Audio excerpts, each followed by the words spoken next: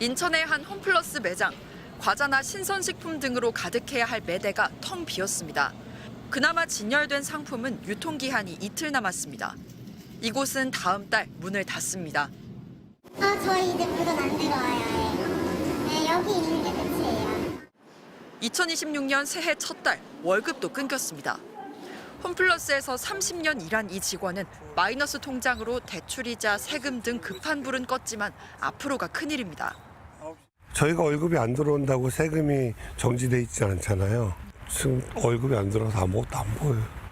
어떻게 될지 모른다는 무기한 답을 준 회사. 당장 생계를 위협받게 된 노동자들은 근로기준법 위반 등 혐의로 김광일 홈플러스 대표를 고소했습니다. 아이 앞날을 준비해야 하시기에 저는 이번 달 월급이 나올지부터 걱정하고 있습니다. 임금은 부탁해서 받는 돈이 아닙니다.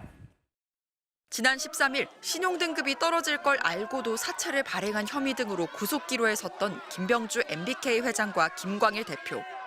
판사 앞에선 구속만은 하지 말아달라고 간청했습니다. 직원 임금 지급을 위해 자신이 구속되면 안 된다는 논리도 폈습니다. 하지만 영장이 기각되자마자 1월 급여 못 준다고 일방적으로 통보했습니다. 기다렸다는 듯 전 직원에게 임금 미지급을 통보하였습니다. 명백한 사법부에 대한 기만이며 노동자의 생존권을 담보로 한 악질적인 협박입니다. 4월까지 12개 지점이 폐업을 예고한 상황에 실제 월급까지 끊기며 위기를 맞은 직원들. 경영진의 잘못에도 길거리로 내몰리는 건 노동자가 될 거라며 특단의 조치를 요구하고 있습니다. MBC 뉴스 송서영입니다. 서울 강서구 홈플러스 매장. 영업 중단을 알리는 현수막이 걸려 있고 고별 세일 안내문도 붙었습니다. 홈플러스는 이 매장 폐점을 한때 보류했다. 결국 문을 닫기로 결정을 뒤집었습니다. 많이 불편해요. 저쪽 마포고등학교 앞으로 가야 되거든요. 당 들어가야지 천상무. 문제는 매장 몇 곳 닫는다고 상황이 나아질 기미가 보이지 않는다는 점. 물품 대금을 제때 지급받지 못한 식품 화장품 업체들이 슬슬 상품 공급을 멈추고 있기 때문입니다. 삼양식품은 한때 불닭볶음면 등 주요 제품 납품을 끊었습니다. 앞서 아모레는 지난 8월부터 공급을 중단했고 LG 생활건강은 치약과 세제, 샴푸 등 주요 생활용품 물량을 일부 축소했습니다. 오리온도 전과 비교해 물량을 80에서 90% 수준으로 줄였습니다. 당장은 재고 물량이 있다지만 모두 떨어지면 고객들은 원하는 제품을 살 수 없고 다시 홈플러스 매출이 줄어드는 악순환에 빠집니다. 근데 이리 보니까 물건은 그대로 다 있는 것 같더라고요. 불편하죠. 없어지면. 있으면 좋죠. 홈플러스가 밀린 건 물품 대금만이 아닙니다. 홈플러스 관계자는 상당히 많은 점포에 전기요금이 밀렸지만 영업을 하기 위해 전기가 안 끊기게 조치하고 있다고 전했습니다. 직원들의 국민연금과 의료보험료 역시 제대로 납부하지 못하고 있습니다. 결국 홈플러스는 서울 가양과 경기도 일산 등 임대료 협상에 실패한 5곳의 문을 닫습니다. 서울회생법원은 홈플러스의 회생 계획안을 이달 말 29일까지 기다리고 있습니다. 부동산 등 알짜 자산을 팔아치운 대주주 MBK 파트너스는 확산되는 책임론에도 추가 지원에 나서지 않고 있습니다. 회생에 실패하거나 새 주인을 못 찾으면 10만 명에 이르는 직원들이 일자리를 잃고 납품업체, 입점업체들도 위기에 빠지게 됩니다. MBC 뉴스 송재원입니다. 이 같은 홈플러스의 비극은 10년 전 사모펀드인 MBK의 인수와 함께 시작됐습니다.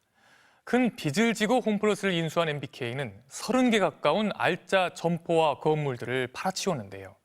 수익이 악화되고 비용은 급증하게 된 홈플러스는 결국 파산 위기에 몰렸습니다. 이어서 김건희 기자가 보도합니다. 서울의 한 홈플러스 매장입니다. 주말인데도 사람들 발길이 뜸합니다. 매장 앞엔 홈플러스를 살려달라는 현수막이 걸려 있습니다.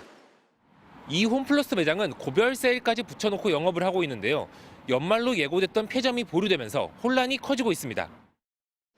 손님들도 직원들 못지않게 안타까워합니다.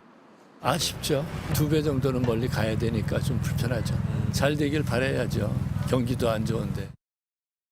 하지만 이번 사태는 이미 10년 전 사모펀드 MBK가 홈플러스를 인수할 때부터 예견됐던 일입니다. 장기 경영보다는 투자 차익을 우선하는 사모펀드가 인수한 것에 대해 우려의 목소리가 나오고 있습니다.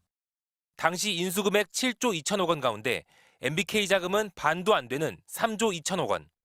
나머지 4조 원은 홈플러스의 기존 부채와 MBK가 홈플러스를 담보로 빌린 빚이었습니다. 이 과도한 빚 부담 때문에 MBK는 이른바 알짜 점포와 건물들을 팔기 시작했습니다. 결국 28곳, 4조 원 넘게 팔아치웠습니다. 내 건물일 땐 안 내던 비싼 임차료를 내야 했고 이 때문에 수익률이 악화돼 투자는 못하고 점포 문을 더 닫아야 하는 악순환의 고리에 빠졌습니다. 적당히 경영하다가 사실은 매각하고 싶었던 거죠. 사실 손 놓고 그냥 방치한 거거든요. 부동산 가치 높아지면 부동산 팔아먹고. 10년 전 MBK의 인수 과정에 투자했던 국민연금도 손해를 보게 됐습니다. 우리가 공정 가치로 판단하면 9천억 정도 됩니다. 손실이 발생할 가능성이 큽니다. 새 주인을 찾는 작업도 난항을 겪고 있습니다. 사흘 전 홈플러스 매각이 최종 유찰돼 MBK가 주도하는 매각이 사실상 어려워지면서 공적 기관이 개입해 인수 협상을 추진해야 한다는 목소리까지 나오고 있습니다. MBC 뉴스 김건희입니다.